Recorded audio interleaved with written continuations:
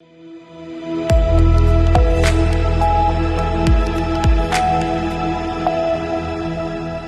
के बाद आपका एक बार फिर से स्वागत है महाराष्ट्र बुलेटिन में, जहां शुरुआत करेंगे डोंबिवली से, जहां पर 15 अगस्त को महाराष्ट्र चालक मालिक संगठन का उपोषण राजनीतिक स्टंट पर दत्ता मालेकर ने दिया बयान।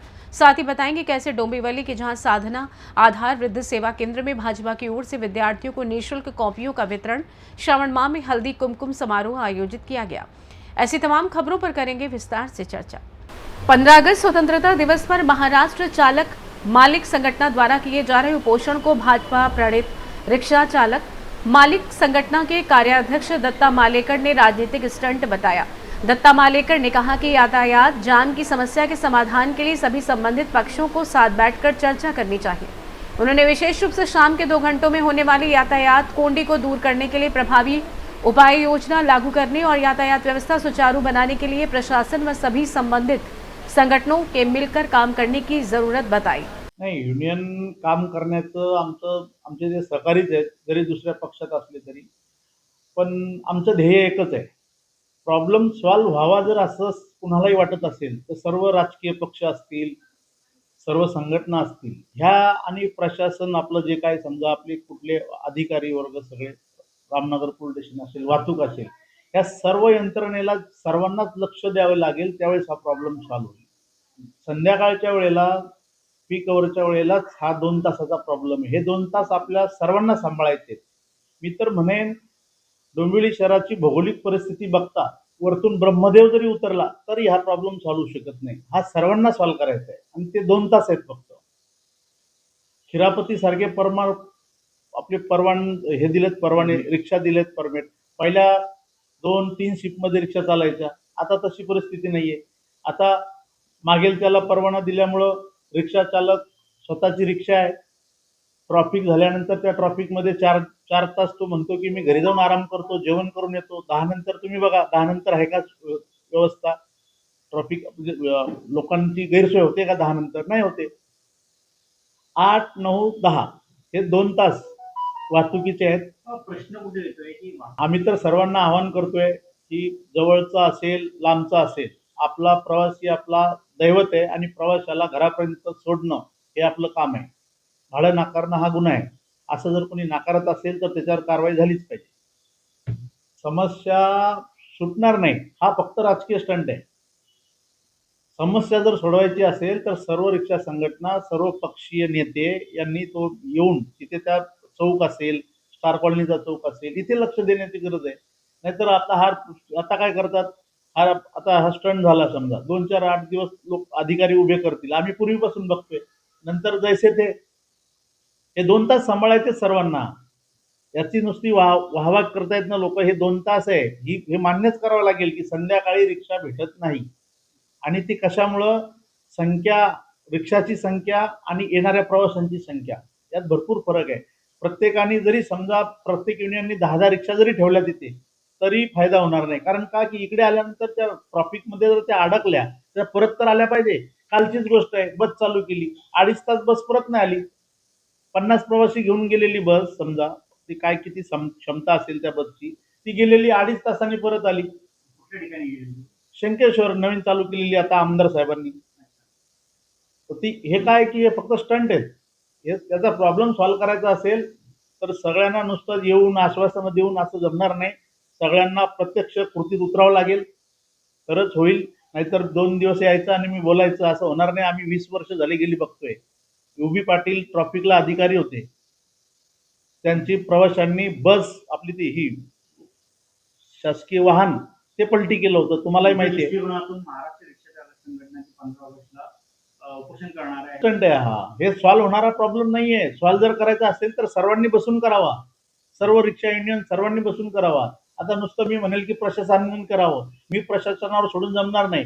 युनियन म्हणून माझंही तिथे काहीतरी देणं आहे. मीही स्वतः थांबलो पाहिजे तिथे 2-4 तास. डोंबिवली से सी न्यूज संवाददाता दीपक मोरे की रिपोर्ट। कल्याण के उमरडे स्थित अत्याधुनिक RTO कार्यालय परिसर में ही ड्राइविंग टेस्ट लेने की मांग करते हुए मालिकर ड्राइविंग स्कूल की संचालिका संगीता मालेकर ने चेतावनी दी है कि सड़क पर खुले में टेस्ट लेने की व्यवस्था बंद नहीं हुई तो लोकतांत्रिक तरीके से आंदोलन किया जाएगा। उन्होंने बताया कि करीब 10 करोड़ 46 लाख 25,942 रुपए की लागत से 3 एकड़ क्षेत्र में बने सुसज्जित आरटीओ कार्यालय में नागरिकों के लिए शौचालय, पीने का पानी और बैठने जैसी सुविधाएं उपलब्ध हैं।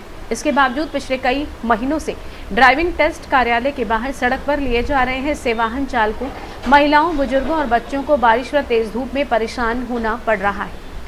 बताते चले कि यातायात भी प्रभावित होता है। संगीता मालेकर ने सवाल उठाया कि जब परिसर में पर्याप्त जगह और सुविधाएं हैं तो सड़क पर टेस्ट क्यों लिए जा रहे हैं। उन्होंने महाराष्ट्र राज्य के परिवहन मंत्री, परिवहन आयुक्त तथा क्षेत्रीय परिवहन कार्यालय ठाणे को निवेदन देकर तत्काल परिसर में ड्राइविंग टेस्ट शुरू करने की मांग की है। Motor driving school owner association Maharashtra उपाध्यक्ष ज्योती रवी माळेकर, जे आरटीओच्या रस्त्यांसंदर्भात जे काही प्रश्न निर्माण होतात ते आपण बघतोय की नागरिकांच्या सोयीसाठी कोट्यवधी खर्च करून महाराष्ट्र शासनाने जी नागरिकांच्या सोयीसाठी उपलब्धी करून दिलेली, पण त्याचा काही उपयोगच होत नाही. कारण की रोडवरती टेस्ट घेताय तुम्ही, वाहनं थांबून टेस्ट घेताय, का घेता ते? त्यांचे प्रश्न महाराष्ट्र शासनाला व आरटीओ अधिकाऱ्यांना मी विचारते की तुम्ही जी काही 3 एकर जागेमध्ये तुम्ही एवढं कोट्यवधी खर्च रुपये करून जी बिल्डिंग बांधली आहे, त्याचं इमारतीकरण केलं आहे, त्याच्या बाजूला जी जागा मोकळी जागा ठेवलेली आहे, त्याचा उपयोग कशासाठी नाही होते? जे मुलं किंवा लेडीज, महिला, वृद्ध आरटीओला टेस्ट द्यायला येतात ते, तर तुम्ही ते रोडवरती थांबवून टेस्ट घेता ते, आणि त्यामुळे ॲक्सिडेंट वगैरे काही दुखापत होते, तर त्याचं जबाबदार कोण आहे? शासन आहे का आरटीओ आहे? कोणाला विचारणार?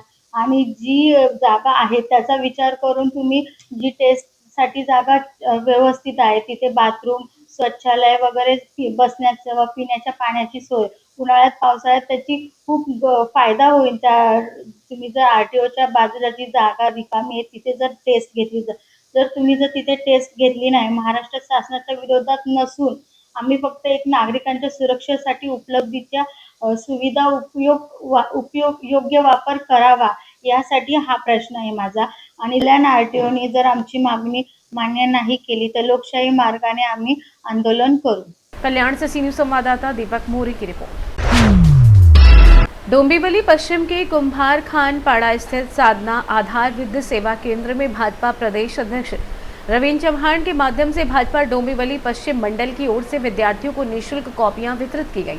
श्रावण माह के उपलक्ष्य में हल्दी कुमकुम समारोह भी आयोजित हुआ, जिसमें भाजपा नगर सेविका मंदा पाटिल, डॉक्टर रवीना राहुल म्हात्रे, पूर्व नगर सेविका सरोज भोईर, सुमेधा दत्ते, नीलिमा भोईर सहित बड़ी संख्या में महिलाएं मौजूद रहीं। कार्यक्रम में विद्यार्थियों को शैक्षिक सामग्री देकर शिक्षा के क्षेत्र में आगे बढ़ने के लिए प्रोत्साहित किया गया। साधना आधार वृद्ध सेवा केंद्र की संचालिका सुमिता थत्ते ने भाजपा में शामिल होने को लेकर कहा कि मन से भाजपा में आने के बाद पुराने सहयोगियों की टिप्पणियों से वो प्रभावित नहीं है और वो अपने राजनीतिक भविष्य व क्षेत्र के विकास को ध्यान में रखकर लिया गया निर्णय आगे भी सामाजिक एवं राजनीतिक कार्य जारी रखने के लिए है।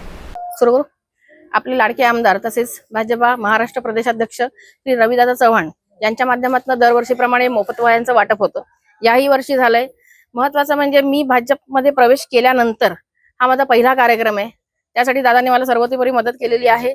वया वाटप तर केलेलंच आहे, तसं आपण श्रावण महिन्यातला हळदी कुंकू सुद्धा मी केलेलं आहे। आणि महत्त्वाची गोष्ट मला एक सांगायचं असं आहे की मी भारतीय जनता पार्टीमध्ये प्रवेश केल्यानंतर काही जणांनी जे माझ्यावरती टीका टिप्पणी केलेली आहे की आम्ही बिनकामाच्या महिला आहोत किंवा काय आहोत, माझं त्यांना एकच उत्तर आहे की माझं जे उत्तर आहे ना, मी कामात तर देणारच आहे। आणि सगळ्यात महत्त्वाची गोष्ट, त्यांनी आपलं स्वतःचं हे बघावं की त्यांनी काय करायचं आहे काय नाही, आणि तुम्ही कुठे आहात आत्ताच्या घडीला हे जरा लक्ष ठेवून बघा। माझ्याकडे बघायला मी समर्थ आहे, माझ्या महिला माझ्या सोबत आहेत आणि मला आधी समाजासाठीच काम करायचं होतं, आत्ताही मी समाजासाठीच काम करते।